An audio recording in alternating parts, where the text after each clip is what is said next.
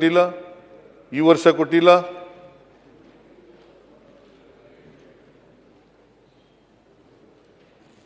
ಈ ಥರ ಅಸಹಕಾರ ಅಪ್ಪರ್ ಭದ್ರಾದಲ್ಲಿ ಕೊಡಲಿಲ್ಲ.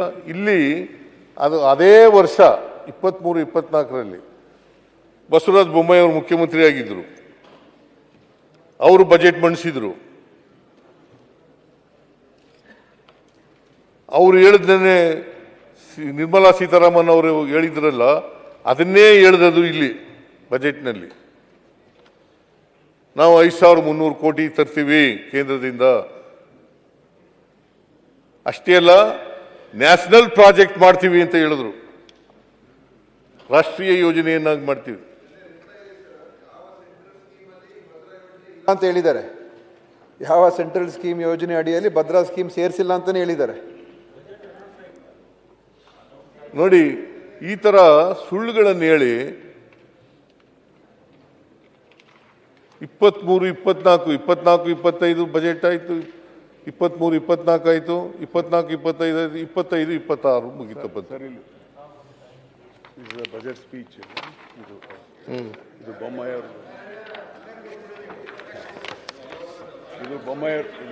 ಅವ್ರ speech.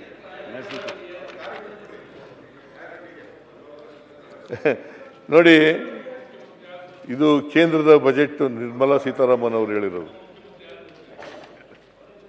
In the drought-prone central region of Karnataka, central assistance of rupees 5,300 crore will be given to Upper Bhadra project to provide sustainable micro irrigation and filling up of the surface tanks for drinking water.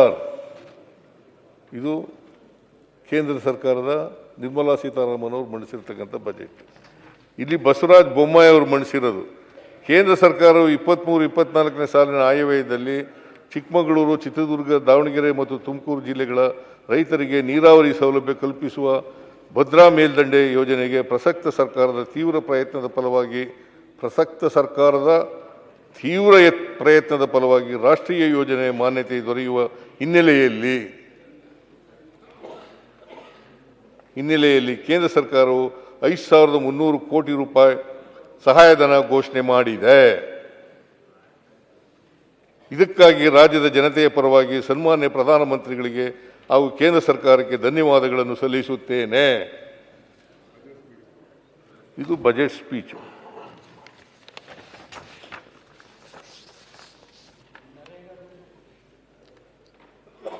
NREGA ದುಡ್ಡು ಕೊಟ್ಟಿಲ್ಲ, ಹೆಸರು ಬದಲಾಯಿಸ್ಬಿಟ್ರು. ಹೊತ್ತಿಗೆ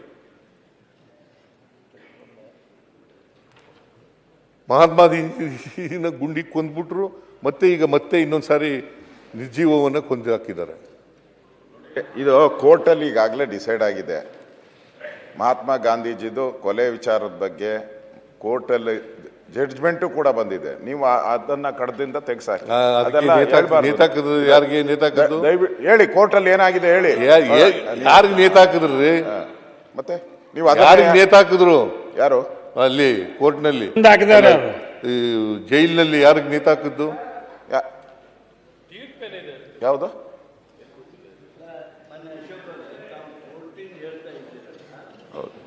ಗಾಂಧಿ ಹತ್ಯೆ ಮತ್ತು ನಾನು ಪುಸ್ತಕನ ಪ್ರಕಟ ಮಾಡಿ ಎಲ್ಲ ಲೀಡರ್ಸು ಇಟ್ಕೊಂಡು ಆ ಗೋಡ್ಸೆ ಅವರ ಕುಟುಂಬದವ್ರು ಬಂದಾಗ ಸನ್ಮಾನ ಮಾಡ್ತಿರಲ್ಲ ಸಾರ್ವಜನಿಕವಾಗಿ. ಅದು ಮಾಡಿದವ್ರು ನೀವೇ ಇರ್ಬೋದು, ನಾವಂತೂ ಮಾಡಿಲ್ಲಲ್ಲ. ಬಿಜೆಪಿ ಅವರು ಹೇಳಿ, ನಿಮ್ಮ ನಾಯಕರ ಫೋಟೋ ಸಹಿತ ತಂದು ಕೊಡ್ತೀನಿ. ನೀವು ಮಾಡಿರ್ಬೇಕು, ನಾವೇನ್ ಮಾಡಿಲ್ಲಲ್ಲ. ರಾಜೀನಾಮೆ ಕೊಡ್ತೀರಾ? ನಾನು ನಿಮ್ಮ ನಾಯಕರು ತೋರಿಸಿದ್ರೆ ಕೊಡಿ, ನಾವ್ಯಾರು ಹೆಸರಲ್ಲೇ ಕೋರ್ಟ್ ಏನಾಗಿದೆ ನಾನು ಅಂತೇಳಿ ಗರ್ವದಿಂದ ನೀವು ಕೊಂದವ್ರೆ ನೇತಾಜಿ ಸುಭಾಷ್ ಚಂದ್ರ ಬೋಸ್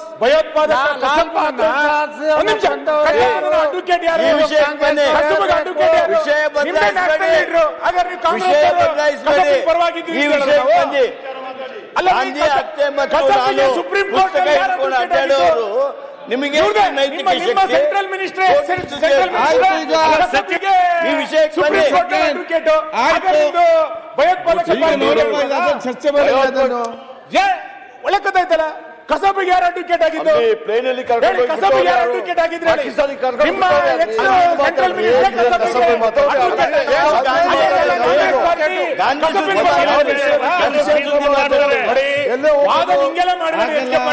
ಆಯ್ತು ಸುನೀಲ್, ಅಲ್ಲ ಸರ್, ಸುಮ್ಮನೆ ಪದೇ ಪದೇ ಇದನ್ನೇ ಹೇಳಿದ್ರೆ ಆಯ್ತು ಅದಕ್ಕೆ ಸಪರೇಟ್ ಒಂದು ಚರ್ಚೆ ಇಟ್ಕೊಳ್ಳ. ಸಿಸಿ ಪಟೇಲ್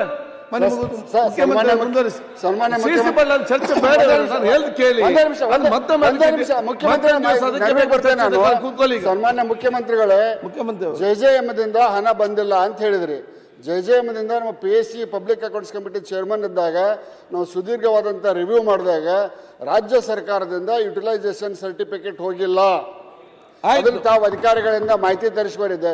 ಜೆಜೆಎಂ ದುಡ್ಡು ಬಂದಿಲ್ಲ, ಒಪ್ಕೊಂತೇನೆ. ಆದರೆ ನಮ್ಮ ಕರ್ನಾಟಕ ರಾಜ್ಯ ಸರ್ಕಾರದಿಂದ ನಿಮ್ಮ ಅಧಿಕಾರಿಗಳು ಯುಟಿಲೈಸೇಷನ್ ಸರ್ಟಿಫಿಕೇಟ್ ಅನ್ನ ಕೊಟ್ಟಿಲ್ಲ. ಇದನ್ನ ತಾವು ಮಾಹಿತಿ ತರಿಸ್ಕೊಂಡು ಮೀಡಿಯಾದಲ್ಲಿದೆ.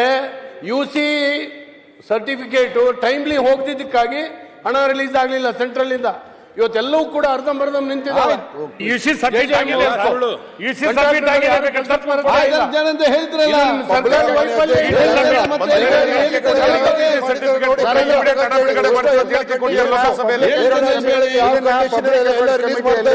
ನಮ್ಮ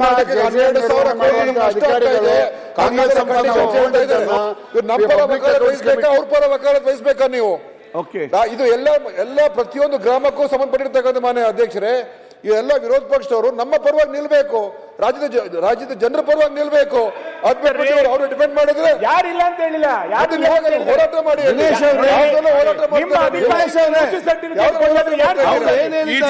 ಕೊಟ್ಟಾಗಿದೆ. ನಿಮ್ಮ ಅಧಿಕಾರಿಗಳು UC ಸರ್ಟಿಫಿಕೇಟ್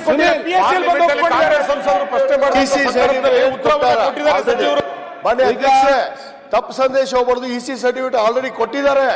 ಆಯ್ತು, ಅದು ದಾಖಲೆ ಕೊಟ್ಟಿದೆ ಅಂತ ಚರ್ಚೆ ಆಗಿದೆ, ಮಂತ್ರಿಗಳು ಉತ್ತರ ಕೊಟ್ಟಿದ್ದಾರೆ. ಸನ್ಮಾನ್ಯ ಅಧ್ಯಕ್ಷರೇ, ಬಜೆಟ್ ಅಧಿವೇಶನದಲ್ಲಿ ಅರ್ಧ ಗಂಟೆ ಚರ್ಚೆಗೆ ಅವಕಾಶ ಕೊಡಿ. ಬಜೆಟ್ ಅಧಿವೇಶನದಲ್ಲಿ ಅವಕಾಶ ಕೊಡಿ. ನಿಮಗೆ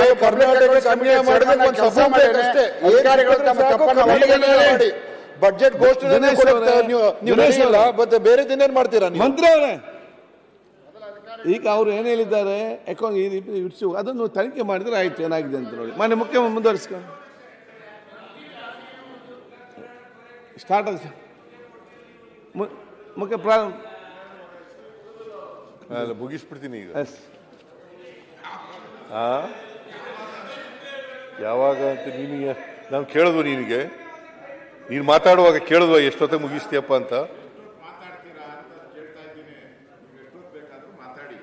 ನಾನೇನು ಅಬ್ಜೆಕ್ಷನ್ ಮಾಡಲ್ಲ, ಸಮಯ ನಿಗದಿ ಅಷ್ಟೇ. ಈಗ ಮುಂದೊಂದು ನಿಮ್ದೇ ಉತ್ತರ ಇದೆಯಲ್ಲ, ಅದು ಉತ್ತರ ಕೇಳಕ್ಕೆ ಇಷ್ಟ ಇಲ್ಲ. ನಾನು ನಿಮ್ಮ ಒಳ್ಳೇದಕ್ಕೋಸ್ಕರ ಹೇಳ್ತಾ ಇದ್ದೀನಿ. ಇನ್ನು ಅಲ್ಲಿ ಬೇರೆ ಉತ್ತರ ಕೊಡ್ಬೇಕಲ್ಲ, ಶಕ್ತಿ ಬೇಕಲ್ಲ ನಿಮ್ಗೆ. ನೀವ್ ಹೇಳಿದ್ರಿ ನಾನು ರಾಜಕೀಯವಾಗಿ ಶಕ್ತಿಶಾಲಿ, ಬಾಡಿ ಸ್ವಲ್ಪ ವೀಕ್ ಅಂದ್ರೆ ಮಾಡ್ತಾ ಇದ್ದೀನಿ.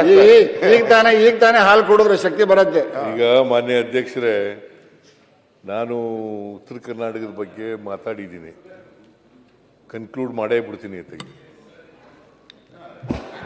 ಸರ್ ಕಾರಂಜ ಅಧ್ಯಕ್ಷರೇ, ಕ್ಲಾರಿಫಿಕೇಶನ್ ಕೇಳಿ. ಇಟ್ ಈಸ್ ಪ್ರಜಾಪ್ರಭುತ್ವದ ವ್ಯವಸ್ಥೆನಲ್ಲಿ ನಾವು ಹೇಳೋದು, ಸರ್ಕಾರ ಹೇಳೋದು, ನೀವು ಕ್ಲಾರಿಫಿಕೇಶನ್ ಕೇಳೋದು, ಮತ್ತೆ ಉತ್ತರ ಹೇಳೋದು, ಅವು ಇದ್ದೇ ಇರ್ತದೆ. ಮಾನ್ಯ ಅಧ್ಯಕ್ಷರೇ, ಮಾನ್ಯ ಅಧ್ಯಕ್ಷರೇ, ಮುಖ್ಯಮಂತ್ರಿಗಳು ಅದೊಂದು ಪ್ರಸ್ತಾಪ ಮಾಡಿಲ್ಲ, ವಿನಂತಿ ಮಾಡ್ಕೋತೀನಿ ಸರ್. ಕಳೆದ 5 ವರ್ಷಗಳಲ್ಲಿ ಕೇಂದ್ರದಿಂದ 1.5 ಲಕ್ಷ ಕೋಟಿ ನಷ್ಟ ಆಗಿದೆ ರಾಜ್ಯಕ್ಕೆ. 1.5 ಲಕ್ಷ ಕೋಟಿ ಡೆವಲ್ಯೂಷನ್ನು ಮತ್ತು ಗ್ರ್ಯಾಂಟ್ಸು, ಸೆಂಟ್ರಲ್ ಅಸಿಸ್ಟೆನ್ಸು, ಇವೆಲ್ಲ ವಿಶೇಷವಾಗಿ ಕೊಡಬೇಕಾಗಿದ್ದದು. ಆಮೇಲೆ ಮಾನ್ಯ ಅಧ್ಯಕ್ಷರೇ, ನಾವೇನು ತೆರಿಗೆ ಕೊಡ್ತಾ ಇದ್ದೀವಿ, ಎಷ್ಟು ಕೊಡ್ತಾ ಇದ್ದೀವಿ ಅಂದರೆ 4.5 ಲಕ್ಷ ಕೋಟಿ ಒಂದು ವರ್ಷಕ್ಕೆ. 4.5 ಲಕ್ಷ ಕೋಟಿ ನಮಗೆ ಕೊಡ್ತಾ ಇದ್ದೀವಿ. ನಾವು 1 ರೂಪಾಯಿ ಕೊಟ್ಟರೆ ವಾಪಸ್ ಬರೋದು ನಮಗೆ ರಾಜ್ಯಕ್ಕೆ 14-15 ಪೈಸೆ. 14-15 ಪೈಸೆ. 1 ರೂಪಾಯಿನಲ್ಲಿ 14-15 ಪೈಸೆ. 85-86 ಪೈಸೆ ಅವರೇ ಇಟ್ಕೋತಾರೆ. 14-15%. See, this is what going on. ಅದರಿಂದ ಮಾನ್ಯ ಅಧ್ಯಕ್ಷರೇ, ನಾವು ಉತ್ತರ ಕರ್ನಾಟಕಕ್ಕೆ ಯಾವುದೇ ರೀತಿಯಲ್ಲಿ ತಾರತಮ್ಯ ಮಾಡಲ್ಲ.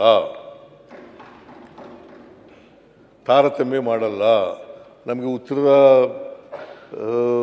ಜಿಲ್ಲೆಗಳು ಒಂದೇನೆ, ದಕ್ಷಿಣ ಜಿಲ್ಲೆಗಳು ಕೂಡ ಒಂದೇನೆ. ಈ ಭಾಗದಲ್ಲೂ ಕೂಡ ಇಲ್ಲಿ ಕಡಿಮೆ ಇರ್ಬೋದು, ಹಿಂದುಳಿದಿರ್ತಕ್ಕಂಥ ತಾಲೂಕುಗಳು, ಹಿಂದುಳಿದಿರ್ತಕ್ಕಂಥ ಜಿಲ್ಲೆಗಳು ಉತ್ತರ ಕರ್ನಾಟಕದ ಕಡೆ ಜಾಸ್ತಿ ಇದ್ದಾವೆ. ಅದರಿಂದ ಇವನ್ನ ಸರಿಪಡಿಸ್ತಕ್ಕಂಥ ಕೆಲಸವನ್ನು ನಾವು ಮಾಡ್ತೀವಿ. ಅದಕ್ಕೋಸ್ಕರನೇ ಪ್ರೊಫೆಸರ್ ಗೋವಿಂದ ರಾವ್ ಅವರ ಸಮಿತಿಯನ್ನು ಮಾಡಿರ್ತಕ್ಕಂಥದ್ದು. ನಿಮಗೆ ಒಂದು ಉದಾಹರಣೆ ಹೇಳ್ಬಿಡ್ತೀನಿ. ನಾವು ಮನೆಗಳು, ಇವರು ಎಷ್ಟು ಮನೆಗಳು ಕಟ್ಟಿಸಿದ್ದಾರೆ ಇವರು ಅಧಿಕಾರದಲ್ಲಿ, ನಾವೆಷ್ಟು ಮನೆಗಳು ಕಟ್ಟಿಸಿದ್ದೀವಿ ಅಂತ. 2013-18ರಲ್ಲಿ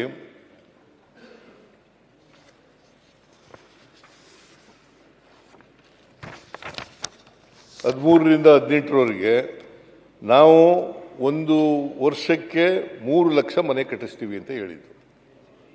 5 ವರ್ಷ ನಾವು ಅಧಿಕಾರದಲ್ಲಿದ್ದು 13-18ರವರೆಗೆ. ಆಗ ಕಟ್ಟಿಸಿರ್ತಕ್ಕಂಥ ಮನೆಗಳು 14,54,663. 14,54,663 5 ವರ್ಷದಲ್ಲಿ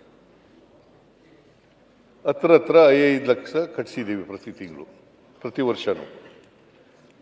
ಆದರೆ 18-19ರಲ್ಲಿ 3,74,000 ಮನೆ ಕಟ್ಟಿಸಿದ್ದಾರೆ. 3,74,000. 19-23ರವರೆಗೆ 4 ವರ್ಷದಲ್ಲಿ ಕಟ್ಟಿಸಿರ್ತಕ್ಕಂಥ ಮನೆಗಳು 5,75,059. 5 ಲಕ್ಷದ 4 ವರ್ಷ ಅಧಿಕಾರದಲ್ಲಿ ಇದ್ದಾಗ, ಈಗ 2.5 ವರ್ಷದಲ್ಲಿ, ಅದು ಹೇಳ್ತೀನಿ, ಈಗ 2.5 ವರ್ಷದಲ್ಲಿ 25-26ರವರೆಗೆ, 23-24ರಿಂದ 25-26ರವರೆಗೆ 4,09,643. ನಾವು ಕೇಳ್ರಿ ಇಲ್ಲಿ ಒಂದು ಮನೆ ದಾಖಲೆ ಮಾತು ಕಂಪ್ಲೀಟ್ ಆಗಿ ಮತ್ತೆ ಕ್ಲಾರಿಫಿಕೇಶನ್ ಕೇಳಿ. 1 ಲಕ್ಷ ಮನೆ ಕಟ್ಟಿಸ್ತೀವಿ ಅಂತ ಹೇಳಿದ್ದು. ಅದನ್ನ ಕಟ್ಟದೆ ಬಿಟ್ಟವ್ರು ಯಾರು? ನೀವು ಕೊಡ್ಲಿಲ್ಲ, ಕಟ್ಟಲಿಲ್ಲ. ನೀವು ಅಧಿಕಾರದಲ್ಲಿ ಇದ್ರಲ್ಲ, ಅಲ್ಲ ಸರ್, ಆಗ 4 ವರ್ಷ ಇದ್ರಲ್ಲ. ನೀವು 2018 ಬಿಟ್ಟು ಹೋಗ್ಬೇಕಾದ್ರೆ 5,75,000. ನಾವು 5 ವರ್ಷದಲ್ಲಿ ಕಟ್ಟಿರೋದು 14,54,666.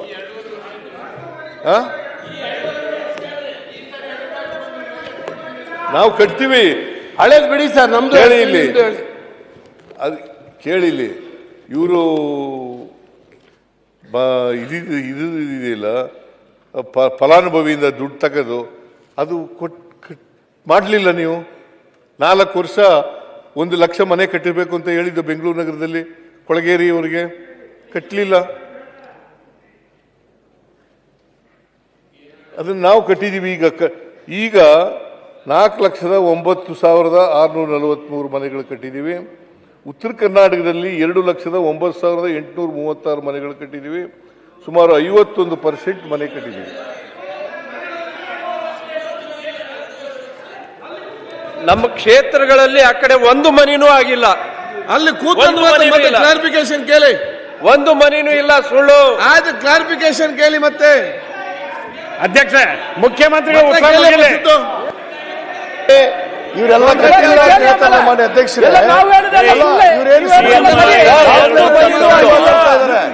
ಜನತೆಗೆ ತಪ್ಪು ಸಂದೇಶ ಒಂದು ಮನೆನೂ ಆಗಿಲ್ಲ. ಮನೆ ಕೂಡ 2.5 ಹೇಳ್ಬಹುದು.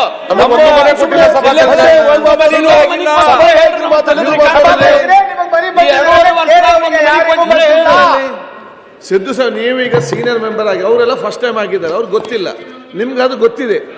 ಏನು ಅವ್ರು ಉತ್ತರ ಕೊಟ್ಟು ಆಯ್ತು, ಅದು ನೀವು ಅದನ್ನು ನೋಟ್ ನೀವು ಅದನ್ನ ನೋಟ್ ಮಾಡಿ ಮತ್ತೆ ಕ್ಲಾರಿಫಿಕೇಶನ್ ಕೇಳಿ ಅವರು ಉತ್ತರ ತರುವಾಗ ನೀವು ನೋಟ್ ಮಾಡಿ ಮತ್ತೆ ಕ್ಲಾರಿಫಿಕೇಶನ್ ಕೇಳಿ. ಬೆಂಗಳೂರಲ್ಲಿ ಸುಮಾರು 6 ಲಕ್ಷ ರೂಪಾಯಿ ಕಟ್ಟಬೇಕು ಅಂತ ಮನೆಗೆ ಯಾರು ಕ್ಲಾರಿಫಿಕೇಶನ್ ಕೇಳಲಿಕ್ಕೆ ಬರೋರು ಮುಂದೆನೇ ಇಲ್ಲ ಸರ್. ಅದು ಸರ್ಕಾರನೇ ಅದಕ್ಕೆ ಏನಾದರೂ ಒಂದು ದಾರಿ ತೋರಿಸ್ಬೇಕು. ಯಾಕಂದ್ರೆ 6 ಲಕ್ಷ ಮೊದಲಿತ್ತು, ಈಗ 8 ಲಕ್ಷ ಕಟ್ಟಬೇಕು ಅಂತ ಇದ್ದಾರೆ. ಯಾರು ಕಟ್ಟಕ್ಕೆ ಮುಂದೆ ಬರ್ತಾರೆ ಸರ್ 8 ಲಕ್ಷ ರೂಪಾಯಿ? ಓಕೆ, ಅದಕ್ಕೆ ಈಗ ಮನೆಗಳು ಯಾರಿಗೂ ಕಟ್ಟಕ್ಕೂ ಆಗ್ತಾ ಇಲ್ಲ, ಕೊಡಕ್ಕೂ ಆಗ್ತಾ ಇಲ್ಲ. ಬೆಂಗಳೂರಲ್ಲಿ ಮಾತ್ರ ಕಟ್ಟೋದು. ನಾವು ಪ್ರೊಫೆಸರ್ ಗೋವಿಂದರಾವ್ ಸಮಿತಿಯನ್ನು ರಚನೆ ಮಾಡಿದ್ದೀವಿ. SM ಕೃಷ್ಣ ಅವ್ರ ಕಾಲದಲ್ಲಿ ನಂಜುಂಡಪ್ಪನವರು ಸಮಿತಿಯನ್ನು ರಚನೆ ಮಾಡಿದರು. ಈಗ ನಾವು ಬಂದ ಮೇಲೆ ಪ್ರೊಫೆಸರ್ ಗೋವಿಂದರಾವ್ ಅವರ ಸಮಿತಿಯನ್ನು ರಚನೆ ಮಾಡಿದ್ದೀವಿ. ಅವರು ಜನವರಿನಲ್ಲಿ ರಿಪೋರ್ಟ್ ಕೊಡ್ತಾರೆ. ರಿಪೋರ್ಟ್ ಕೊಟ್ಟ ಮೇಲೆ ಯಾವ ಜಿಲ್ಲೆ ಯಾವ ತಾಲೂಕು ಹಿಂದುಳಿದಿದೆ,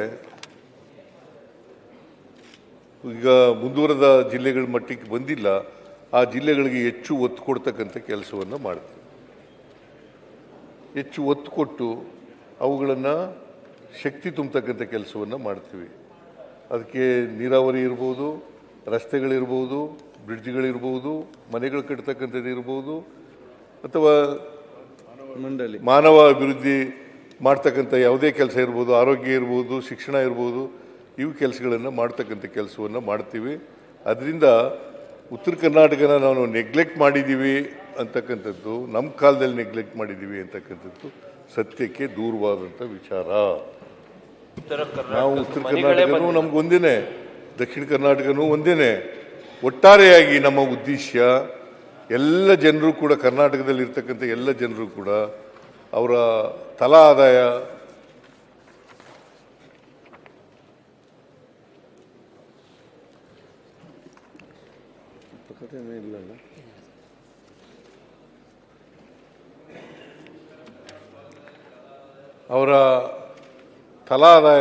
ಸಮನಾಗಿ ಹೆಚ್ಚು ಕಡಿಮೆ, ಸ್ವಲ್ಪ ಹೆಚ್ಚು ಕಡಿಮೆ ಇರಬೇಕು. ಭಾಳ ಈಗ 7 ಲಕ್ಷ ಚಿಲ್ಲರೆ ಇದೆ ಬೆಂಗಳೂರು ನಗರದಲ್ಲಿ, ಇಲ್ಲಿ 1 ಲಕ್ಷಕ್ಕಿಂತ ಕಡಿಮೆ ಇದೆ. ಆ ಥರ ಇರಬಾರ್ದು ಅನ್ನೋದು ನಮ್ಮ ಉದ್ದೇಶ.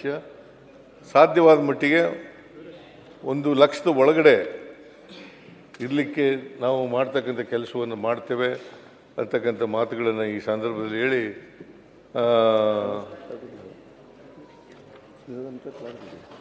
ಈ ಉತ್ತರ ಕರ್ನಾಟಕ ಅಭಿವೃದ್ಧಿ ಮಾಡಲಿಕ್ಕೆ ಏನೇನು ಮಾಡಬೇಕು ಎಲ್ಲನೂ ಕೂಡ ಪ್ರೊಫೆಸರ್ ಗೋವಿಂದರಾವ್ ವರದಿ ಬಂದ ಮೇಲೆ ಅದನ್ನು ಸರಿ ಮಾಡ್ತಕ್ಕಂಥ ಕೆಲಸವನ್ನು ಮಾಡ್ತೇವೆ. ನಾವು ಇಲ್ಲಿವರೆಗೂ ಮಾಡಿದ್ದೇವೆ, ಇನ್ನು ಮುಂದೆನೂ ಕೂಡ ಮಾಡ್ತೇವೆ, ಇನ್ನೂ ಹೆಚ್ಚು ಮಾಡ್ತೀವಿ. ಇದನ್ನು ಹೇಳಿ ನಾವು ಉತ್ತರ ಕರ್ನಾಟಕದ ಬಗ್ಗೆ ತಾವು ಸಮಯ ಕೊಟ್ಟಿದ್ದೀರಿ, ಎಲ್ರಿಗೂ ಕೂಡ ಮಾತಾಡಲಿಕ್ಕೆ ಅವಕಾಶ ಕೊಟ್ಟಿದ್ದೀರಿ. ನಿಮಗೆ ವಂದಿಸಿ ನನ್ನ ಮಾತುಗಳನ್ನು ಮುಗಿಸ್ತೇನೆ. ಸರ್, ಪ್ರತಿಪಕ್ಷ ನಾಯಕ ಕ್ಲಾರಿಫಿಕೇಶನ್ ಸರ್. ಅವ್ರು ಕೇಳ್ಬಿಡಿ, ಆಮೇಲೆ ಕೇಳಲ್ಲ. ಯತ್ನಾಳ್ ಅವರು ಕೇಳ್ತಾರ. ನಂದೇನಿಲ್ಲ, ಸಣ್ಣದೊಂದು ಕ್ಲಾರಿಫಿಕೇಶನ್ನು. ಮಾನ್ಯ ಮುಖ್ಯಮಂತ್ರಿಗಳು ಕಳೆದ ಬೆಳಗಾವಿ ಅಧಿವೇಶನದಲ್ಲಿ ಒಂದು ಮಾತು ಕೊಟ್ಟಿದ್ದರು.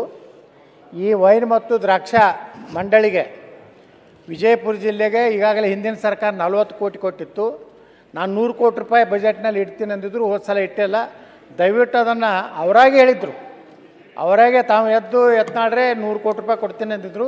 ಅದಕ್ಕೆ ಮಾನ್ಯ ಮುಖ್ಯಮಂತ್ರಿಗಳಲ್ಲಿ ನಾವು ವಿನಂತಿ ಮಾಡ್ಕೊತೀನಿ, ಆ 100 ಕೋಟಿ ರೂಪಾಯಿ ಬಿಜಾಪುರದ ವೈನ್ ಮತ್ತು ದ್ರಾಕ್ಷಾ ಮಂಡಳಿಗೆ ಹಣ ಬಿಡುಗಡೆ ಮಾಡಬೇಕಂತ ಕೇಳ್ಕೊತೀನಿ. ಅಧ್ಯಕ್ಷರೇ, ಸನ್ಮಾನ್ಯ ಮುಖ್ಯಮಂತ್ರಿಗಳು ಮಾತಾಡೋಂಥ ಸಂದರ್ಭದಲ್ಲಿ ಬೆಂಗಳೂರು ಮನೆಗಳ ಬಗ್ಗೆ ಮಾತಾಡ್ತಾ ಇದ್ರು. ಅಲ್ಲಿ ಈಗ ಕನ್ಸ್ಟ್ರಕ್ಷನ್ ಕಾಸ್ಟ್ ಜಾಸ್ತಿ ಆಗಿದೆ ಅಧ್ಯಕ್ಷರೇ. ಮತ್ತು ಮನೆ ಕಟ್ಟೋದಕ್ಕೆ ಈಗ 8-8.5 ಲಕ್ಷ ರೂಪಾಯಿ ಕಟ್ಟಲಿಕ್ಕೆ ಹೇಳ್ತಾ ಇದ್ದಾರೆ. ಮತ್ತು ಆ ಮನೆ ಎಲ್ಲೋ ಕನಕಪುರ ರೋಡಲ್ಲಿ ಇರ್ತದೆ. ಅದೇ ಅಷ್ಟೇ, ಅದನ್ನೇ ಕ್ಲಾರಿಫಿಕೇಶನ್. ಅದು ಕಡಿಮೆ ಆಗಬೇಕು, ಮತ್ತೆ ಸರ್ಕಾರ ಸ್ವಲ್ಪ ಇನ್ನೂ ಜಾಸ್ತಿ ದುಡ್ಡು 8.5 ಲಕ್ಷ ರೂಪಾಯಿ ಕಟ್ಟೋ ಶಕ್ತಿ ಅವ್ರು ಯಾರು ಇಲ್ಲ. ಸನ್ಮಾನ್ಯ ಮುಖ್ಯಮಂತ್ರಿಗಳಲ್ಲಿ ಮನವಿ ಮಾಡೋದು 13 ಲಕ್ಷ ಚರ್ಚೆ ಮಾಡ್ಬೇಕು. 8.5 ಲಕ್ಷ ಇದ್ದಿದ್ದು 13.5 ಲಕ್ಷ ಮಾಡಿದ್ದಾರೆ ಸರ್.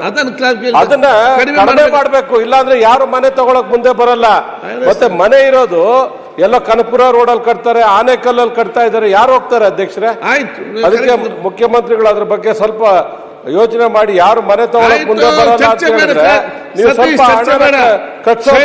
ಮಾನ್ಯ ಮಾತ್ರ ಮಾನ್ಯ ಅಧ್ಯಕ್ಷರೇ, ತಮ್ಮ ಮೂಲಕ ನಾನು ಮಾನ್ಯ ಮುಖ್ಯಮಂತ್ರಿಗಳಿಗೆ ವಿನಂತಿ ಮಾಡ್ಕೋತೀನಿ. ಅವರು ಉತ್ತರ ಕರ್ನಾಟಕ ಬಗ್ಗೆ ಮಾತಾಡುವಾಗ ಕಾರಂಜ ನಿರಾಶ್ರಿತರ ಬಗ್ಗೆ ಏನೂ ಹೇಳಿಲ್ಲ. ಯಾಕಂದ್ರೆ ಸುಮಾರು 880 ದಿನ ಅವರು ಅಹೋರಾತ್ರಿ ಧರಣಿ ಮಾಡಿದಾಗ ಏಪ್ರಿಲ್ 2025 ಒಂದು ಹೈಪವರ್ ಕಮಿಟಿ ರಚನೆ ಆಯಿತು. ಡಿವಿಷನಲ್ ಕಮಿಷನರ್ ನೇತೃತ್ವದಲ್ಲಿ 3 ತಿಂಗಳಲ್ಲಿ ವರದಿ ಕೊಡ್ತೀನಿ ಅಂತಂದಿರ ಅಧ್ಯಕ್ಷರೇ. ಇನ್ನು ವರದಿ ಕೊಟ್ಟಿಲ್ಲ. ಏನಾಗ್ಬೇಕೀಗ? ಅದಕ್ಕೆ ಅದ್ರ ಬಗ್ಗೆ ಇದರ ಉಲ್ಲೇಖ ಮಾಡಿಲ್ಲ. ಅವ್ರು ಯಾವಾಗ ಪೇಮೆಂಟ್ ಮಾಡ್ತೀರಿ ಅದ್ರ ಬಗ್ಗೆ ದಯವಿಟ್ಟು ಅದ್ರ ಬಗ್ಗೆ ಉಲ್ಲೇಖ ಮಾಡ್ಬೇಕಂತ ಮಾನ್ಯ ಮುಖ್ಯಮಂತ್ರಿಗಳು ವಿನಂತಿ ಮಾಡ್ಕೋತೀನಿ. ಮಾನ್ಯ ಮುಖ್ಯಮಂತ್ರಿಗಳು ಬೆಂಗಳೂರಿನಲ್ಲಿ 1 ಲಕ್ಷ ಮನೆಗಳನ್ನ ಕೊಟ್ಟಿದ್ದೀರಿ ಅಂತ ಹೇಳಿದ್ರು. ನನ್ನ ಕ್ಷೇತ್ರದಲ್ಲಿ ವಿ ಸೋಮಣ್ಣವರಿದ್ದಾಗ ಪ್ರಾರಂಭ ಮಾಡಿದಂತ 1,000 ಮನೆಗಳು 2.5 ವರ್ಷ ಆಯ್ತು, ಇನ್ನೂ ಫಿನಿಶ್ ಆಗಿಲ್ಲ. ನಾವೆಲ್ಲ ಬೆಂಗಳೂರಿನ ಶಾಸಕರು ಒಂದ್ಸಾರಿ ಹೋಗಿ ಮುಖ್ಯಮಂತ್ರಿಗಳ ಹತ್ರ 12,000 ಮನೆಗೆ 1 ಲಕ್ಷ ಕಮ್ಮಿ ಮಾಡಿ ಅಂತ ವಿನಂತಿ ಮಾಡಿದ್ರೆ ಕಮ್ಮಿ ಮಾಡಿದ್ರು. ಉಳಿದವ್ರಿಗೆ 3.5 ಲಕ್ಷ 4 ಲಕ್ಷ ಜಾಸ್ತಿ ಮಾಡ್ಬಿಟ್ರು. 8.5 ಲಕ್ಷ ಇದ್ದಿದ್ದ ಮನೆ ಬಡವರಿಗೆ ಕೊಡ್ತಿದ್ ಮನೆ ಕೇಂದ್ರ ಸರ್ಕಾರ ರಾಜ್ಯ ಸರ್ಕಾರದ್ದು ಮತ್ತೆ ಫಲಾನುಭವಿಗಳೆಲ್ಲ ಸೇರಿ 8.5 ಲಕ್ಷ ಇದ್ದಿದ್ದಕ್ಕೆ ಇವತ್ತು 13.5 ಲಕ್ಷ ಕಟ್ಟಬೇಕು. 1 ಬೆಡ್ರೂಮು ಅದಕ್ಕೆ ಕೇಳಿ ನೀವು ಅಧ್ಯಕ್ಷ ನಮ್ಮಲ್ಲಿರತಕ್ಕಂತ ಮನೆಗಳನ್ನ ಆದಷ್ಟು ಬೇಗ ಫಿನಿಶ್ ಆದ್ರೂ ಮಾಡಕ್ ಹೇಳಿ. ವಸತಿ ಸಚಿವರು ಇಲ್ಲ, ನಾನು 10 ಸಾರಿ ಬೇಡಿದ್ದೇನೆ. ಬಜೆಟ್ ಅಲ್ಲಿ 1 ಲಕ್ಷ ಕೊಟ್ಟಿದ್ದೀನಿ ಅಂತ ಹೇಳ್ತಾರೆ, ಇದರಲ್ಲಿ 1 ಲಕ್ಷ ಮನೆ ಕೊಟ್ಟಿದ್ದೀನಿ ಅಂತ ಹೇಳ್ತಾರೆ.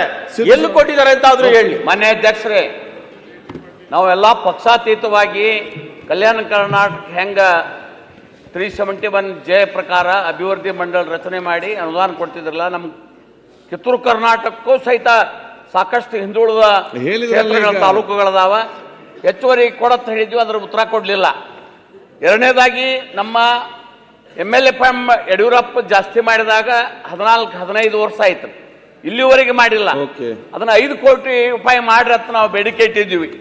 ಅದನ್ನೂ ಸಹಿತ ಮಾಡಿಲ್ಲ. ಮಾನ್ಯ ಅಧ್ಯಕ್ಷರೇ, ಈ ಮನೆಗಳ ಬಗ್ಗೆ ಹೇಳಿದ್ರೆ ಉತ್ತರ ಕರ್ನಾಟಕದ ನಾವು 2.5 ಲಕ್ಷ ಮನೆ ಕೊಟ್ಟಿವತ್ತು. ನಮ್ಮ ಕ್ಷೇತ್ರಗಳಿಗೆ ಒಂದೇ ಒಂದು ಸಿಂಗಲ್ ಮನಿ 2.5 ವರ್ಷದಾಗ ಬಂದಿಲ್ಲ. ಅದನ್ನ ತಾರತಮ್ಯವನ್ನ ಸರಿಪಡಿಸಲಂತ ಅದಕ್ಕೆ ಉತ್ತರ ಕೊಡಬೇಕನ್ನುವಂತ ಮಾನ್ಯ ಮುಖ್ಯಮಂತ್ರಿಗಳಲ್ಲಿ ವಿನಂತಿ ಮಾಡ್ಕೊಳ್ತೀನಿ. ಮತ್ತು ನಮಗೆ ಅರ್ಥ ಆಗವಲ್ಲ ಮಾನ್ಯ ಅಧ್ಯಕ್ಷ, ಯಾರು ತಾರತಮ್ಯ ಮಾಡ್ತಾರ ನಮಗೆ ಅದಕ್ಕೆ ಒಂದು ಲೆಕ್ಕ ಕೊಟ್ಟು ಬಿಡ್ರಿ. ಮನಮೋಹನ್ ಸಿಂಗ್ 10 ವರ್ಷ ಇದ್ದಾಗ ಅಲ್ಲ ಕ್ಲಾರಿಫಿಕೇಶನ್ ಏನು ರಾಜ್ಯಕ್ಕೆ ಎಷ್ಟು ಅನುದಾನ ಹರಿದು ಬತ್ತು, ಮೋದಿ ಅವರ 11 ವರ್ಷದಾಗ ಎಷ್ಟು ಹರಿದು ಬಂದದ ಅಂಕಿ ಸಂಖ್ಯೆ ಕೊಟ್ರೆ ನಮಗೆ ತಪ್ಪತ್ತೆ ಅನ್ನೋದು ಗೊತ್ತಾಗತ್ತೆ. ಮತ್ತು ಮತ್ತು ಆಲಮಟ್ಟಿ 13ರಿಂದ 18 ವರ್ಷ ತನಕ ಅವರದಾರ ಸಂಗಮನಾಥ್ ಮೇಲೆ ಆಣಿ ಮಾಡಿ ಬಂದಿದ್ರು.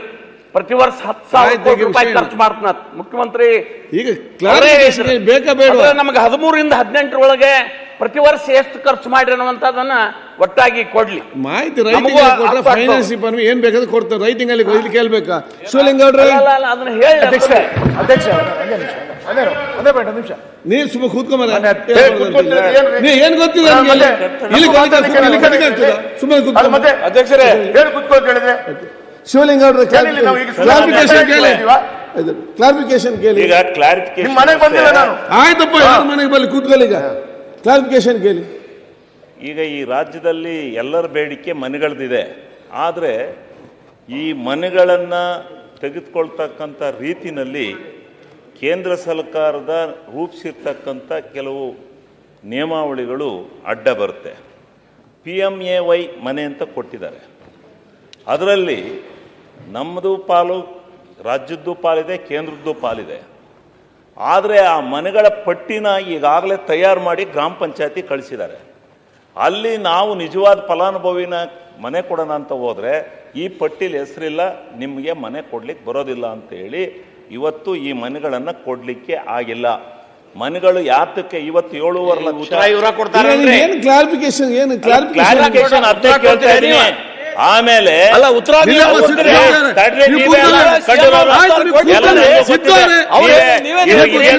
ಇರ್ರಿ, ನೀವು ಮಾತಾಡೋ ಸುಮ್ಮನೆ ನಾವು ಸುಮ್ಮಕ್ಕೂ ಹೇಳ್ತೀವಿ. ಶಿವಲಿಂಗಂ ಕ್ಲಾರಿಫಿಕೇಶನ್ ಕೇಳಿ. ಮತ್ತೆ ಅಲ್ಲ ಏನ್ ಕ್ಲಾರಿಫಿಕೇಶನ್ ರೀ, ಇನ್ನೇನು ಪ್ರಧಾನಮಂತ್ರಿ ಆವಾಸ್ ಯೋಜನೆ ಅಂತ ಹೇಳಿ, ಪ್ರಧಾನಮಂತ್ರಿ ಆವಾಸ್ ಯೋಜನೆ ಅಂತ ಹೇಳಿ ಇಡೀ ರಾಜ್ಯದಲ್ಲೆಲ್ಲ ಮನೆಗಳನ್ನ ಕಟ್ಟಿ ಅರ್ಧಕ್ಕೆ ನಿಂತಿದಾವೆ, ಪೂರ್ಣಗೊಳಿಸ್ತಕ್ಕ ಅದನ್ನ ಹೇಳ್ತಾ ಇದ್ದೀನಿ ತಡ್ರಿ, ಪೂರ್ಣಗೊಳಿಸ್ತಕ್ಕಂಥದ್ದಕ್ಕೆ ಒಂದು ನಿರ್ಧಾರ ಈ ಸದನದಲ್ಲಿ ಆಗ್ಬೇಕು. ಏನಾಗ್ಬೇಕು? ಮುಖ್ಯಮಂತ್ರಿಗಳು ಏನೇನೋ ಮಾಡಿ ಆ ಫಲಾನುಭವಿ ಏನು ಕೇಂದ್ರ ಸರ್ಕಾರ ನಾನು ಕೊಡ್ತೀನಿ ಅಂತ ಹೇಳಿ ಕೊಟ್ಬಿಡುತ್ತೆ, ಕೇಂದ್ರ ಪುರಸ್ಕೃತ ಯೋಜನೆಗಳನ್ನ, ಆ ಯೋಜನೆಗಳನ್ನ ಕೊಟ್ಟಾಗ ಅವನ್ನ ಪೂರ್ಣಗೊಳಿಸ್ತಕ್ಕಂಥ ಜವಾಬ್ದಾರಿ ಕೂಡ ಆ ಯೋಜನೆ ತಂದಂತವರಿಗೆ ಕೇಂದ್ರ ಸರ್ಕಾರಕ್ಕೆ ಇರಬೇಕು. ಅಲ್ಲಿ ಏನಾಗಿದೆ, ಪ್ರಧಾನಮಂತ್ರಿ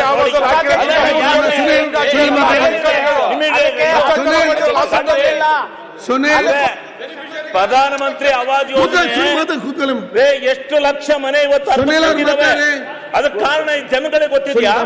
ಇದು ಯಾರಿದೆ? ಯಾವ್ದು ರೆಕಾರ್ಡ್ಗೆ ಹೋಗ್ಲಿ? ಕಾರ್ಯಕರ್ತರು ನೀವೇ ಬಿಡಿ, ಆಯ್ತು ಕೊಡ್ರೆ. ಸುನಿಲ್ ಮಾತಾಡಿ. ಮಾನ್ಯ ಅಧ್ಯಕ್ಷರೇ, ಸುನಿಲ್ ಮಾತಾಡಿ. ಸುನಿಲ್ ಮಾತಾಡಿ. ಮಾನ್ಯ ಅಧ್ಯಕ್ಷರೇ, ನೀವು ಅವರಾದ್ರೆ ಕೂಗಾಡಕ್ ಕೊಡ್ತೀರಾ? ಮಾತಾಡಿ, ನೀವು ಮಾತೊಂದು ಕೂತ್ಕೊಳ್ತಾರೆ. ಮಾತಾಡಿ. ಮಾನ್ಯ ಅಧ್ಯಕ್ಷರೇ, ಮುಖ್ಯಮಂತ್ರಿಗಳು ವಸತಿಗೆ ಸಂಬಂಧಪಟ್ಟಂತೆ ಇನ್ನೂ ಸ್ವಲ್ಪ ಕ್ಲಾರಿಫೈ ಮಾಡಬೇಕು ಅಂತ ನಾನು ವಿನಂತಿಸ್ತೇನೆ. ಯಾಕೆಂತಂದ್ರೆ ನಮಗೆ ಬಂದಿರೋಂಥ ಉತ್ತರಗಳು ಮತ್ತು ಅವ್ರು ಕೊಟ್ಟಿರುವಂಥ ಈಗ ಉತ್ತರ ಬಹಳ ಕನ್ಫ್ಯೂಷನ್ ಆಗಿದೆ. ಅವರು ಸುಮ್ಮನೆ ಅವ್ರ ಗಮನಕ್ಕೆ ತರ್ತಾ ಇದ್ದಾರೆ, ನಾನು ತುಂಬ ಅದನ್ನು ಬೆಳೆಸ್ಲಿಕ್ಕೆ ಹೋಗಲ್ಲ.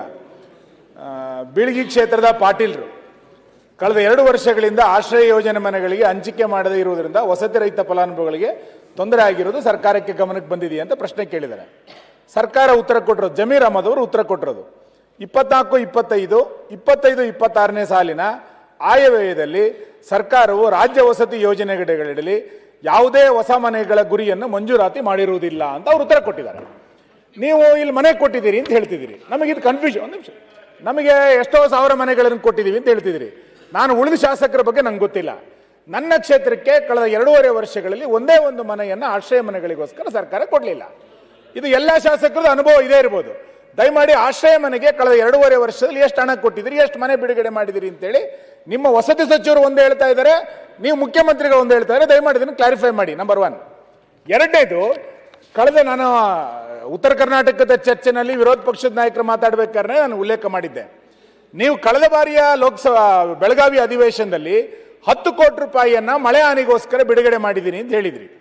ಇವತ್ತಿನ ತನಕ 10 ಕೋಟಿ ರೂಪಾಯಿ ಅನುದಾನಗಳು ನಮ್ಮ ಕ್ಷೇತ್ರಗಳಿಗೆ ಬರಲಿಲ್ಲ, ಹಣ ಬಿಡುಗಡೆ ಆಗಲಿಲ್ಲ. ನಾವು ಕ್ರಿಯಾ ಯೋಜನೆಯನ್ನ ತಯಾರು ಮಾಡಿ ಕಳಿಸಾಯಿತು.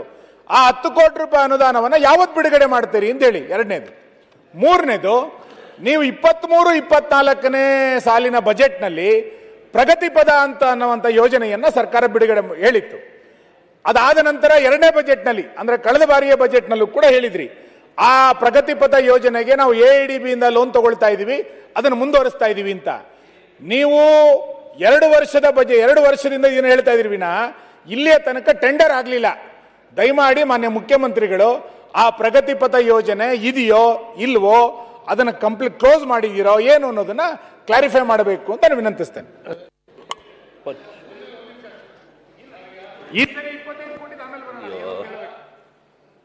ಈಗಾಗಲೇ ಹೇಳಿದ್ರು, ಮನೆಗಳು ನಮ್ಮ ಯಾವ ಕ್ಷೇತ್ರಕ್ಕೂ ಒಂದು ಬರಲಿಲ್ಲ, ಈ ಸರಿ ಇಲ್ಲ.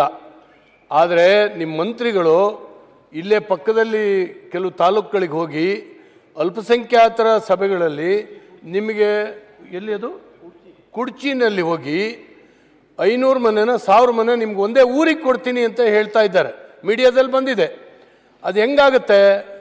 ಧರ್ಮದ ಆಧಾರದ ಮೇಲೆ ಮನೆ ಬಂದಿದ್ದಾವ, ಏನಾಗಿದೆ? ಅಲ್ಪಸಂಖ್ಯಾತರ ಕಲ್ಯಾಣ ಇದರಿಂದ ಮನೆಗಳು ಬಂದಿದ್ರೆ ನಮ್ಮಲ್ಲೂ ಅಲ್ಪಸಂಖ್ಯಾತರಿದ್ದಾರೆ ಸರ್, ನಮಗೂ ಎಲ್ಲ ಕೊಡಿ. ಎಲ್ಲ ಹೋಗಿ ಮನಸೋ ಇಚ್ಛೆ ಅನೌನ್ಸ್ ಮಾಡಿ ಬರೋದಲ್ಲ ಒಂದು. ಇನ್ನೊಂದು, ನಾನು ಹಿಂದಿನ ಸಾರಿನೂ ಹೇಳಿದ್ದೆ, ಬಜೆಟ್ನಲ್ಲಿ 62 ಕೋಟಿ ರೂಪಾಯಿನ ಅಡಿಕೆ ಎಲೆ ಚುಕ್ಕಿ ಹೋಗೋಕ್ಕೋಸ್ಕರ ತಾವು ಇಟ್ಟಿದ್ರಿ ಅನೌನ್ಸ್ ಮಾಡಿದ್ದೀರಿ. ಆದರೆ 7 ಕೋಟಿ ಮಾತ್ರ ರಿಲೀಸ್ ಮಾಡಿದ್ದೀರಿ, ಇನ್ನೂ 55 ಕೋಟಿಯನ್ನು ರಿಲೀಸ್ ಮಾಡಲಿಲ್ಲ. ನಿಮ್ಮ ಫೈನಾನ್ಸ್ ಡಿಪಾರ್ಟ್ಮೆಂಟು ವಾಪಸ್ ಕಳಿಸಿದೆ. ಕೇಳಿದ್ರೆ ಅಲ್ಲಿಂದ ಅರ್ಧ ಪಾಲು ಸೆಂಟ್ರಲ್ಲು ಅದು ಇದು. ಅದರ ಬಜೆಟ್ನಲ್ಲಿ ನೀವು ಆ ಷರತ್ತು ಇಟ್ಟಿರಲಿಲ್ಲ. ನಮ್ಮ ಜನ ಹಾಳಾಗಿ ಹೋಗ್ತಾ ಇದ್ದಾರೆ, ತೋಟ ನಾಶ ಆಗಿ ಹೋಗ್ತಾ ಇದೆ ಅಡಿಕೆದು. ದಯವಿಟ್ಟು ಅವ್ರ ನೆರವಿಗೆ ಬನ್ನಿ. ನಾನು ಮೊನ್ನೆ ಕೂಡ ಲೆಟ್ರ್ ಕೊಟ್ಟೆ, ಎಲೆ ಚುಕ್ಕಿ ರೋಗದ್ದು ತಕ್ಷಣ ತಾವು ಫೈನಾನ್ಸಿಗೆ ಬಿಡುಗಡೆ ಮಾಡಲಿಕ್ಕೆ ಹೇಳಬೇಕು ಅಂತ ವಿನಂತಿ. ಕ್ಲಾರಿಫಿಕೇಶನ್ ಮಾತ್ರ ಕೇಳಿ. ಅಧ್ಯಕ್ಷರೇ, ನಮ್ಮ ವಿಧಾನಸಭಾ ಕ್ಷೇತ್ರದಲ್ಲಿ 17 ಕೆರೆ, ಕೊಟ್ಟೂರು ಸೇರಿ 17 ಕೆರೆಗೆ ನೀರು ತುಂಬಿಸುವಂಥ ಯೋಜನೆಗೆ ಮಾನ್ಯ ಗೌರವಾನ್ವಿತ ಮುಖ್ಯಮಂತ್ರಿ ಸಾಹೇಬರು ಕೂಡ ಗಮನಿಸಬೇಕು. ಅಲ್ಲಿ ನಮ್ಮ ಸಂದರ್ಭದಲ್ಲಿ ಮಾತನ್ನು ಕೂಡ ಕೊಟ್ಟು ಬಂದಿದ್ದಾರೆ. ಈಗ FDಗೆ ಹೋದರೆ ಹಣ ಉತ್ತರದಲ್ಲಿ ಕ್ಲಾರಿಫಿಕೇಶನ್ ಕೇಳಿ ಅದರಲ್ಲಿ ಬೇರೆ ಟೈಮ್ ಇತ್ತಲ್ಲ ಮಾತಾಡ್ಲಿಕ್ಕೆ.